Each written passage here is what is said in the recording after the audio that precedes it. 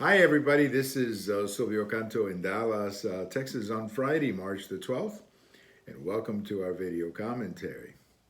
Well, President Biden spoke last night. It was his first major address as President of the United States. And before the speech, I had some expectations. After the speech, I have a lot of disappointment. My expectations were that he would at least take a minute and say something complimentary of the Trump administration, such as congratulations for the work they did on the vaccine.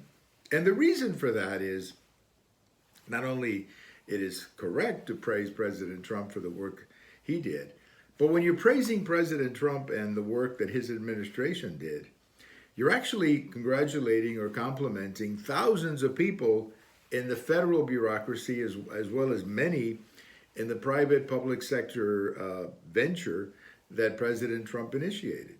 So a lot of these people have to be wondering, saying, wait a minute, what about us? Didn't we do something? And by the way, many of those federal agencies are now under President Biden. So I was very disappointed that he did not take a minute to congratulate President Trump for doing this.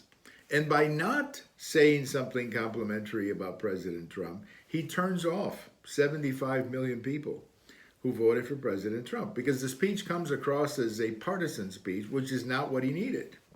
He also said something that was really bad. He said a year ago there was denial about the virus. Well, I'm not sure who he's talking about a year ago, because a year ago President Trump was locking down the country. So I'm not sure, where all of this comes from, but it doesn't come from the truth, which is what he needed to do last night. He needed to really connect with everybody, not just the people who voted for him. President Biden is at the moment, if you look at the Real Clear Politics average of president approval, this is an average that they do of all the polls, he's at 53%. That's the average of the last 10 polls.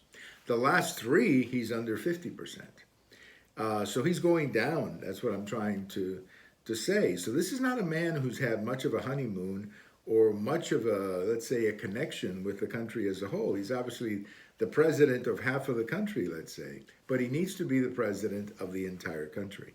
So I think he really passed up a great opportunity last night to bring us together and say, hey, look, guys, let's put our political differences on the side for just a little bit, and let's work together. And let's congratulate President Trump for the things that he did right, and we'll do our own thing now, but, we don't want to take all the credit.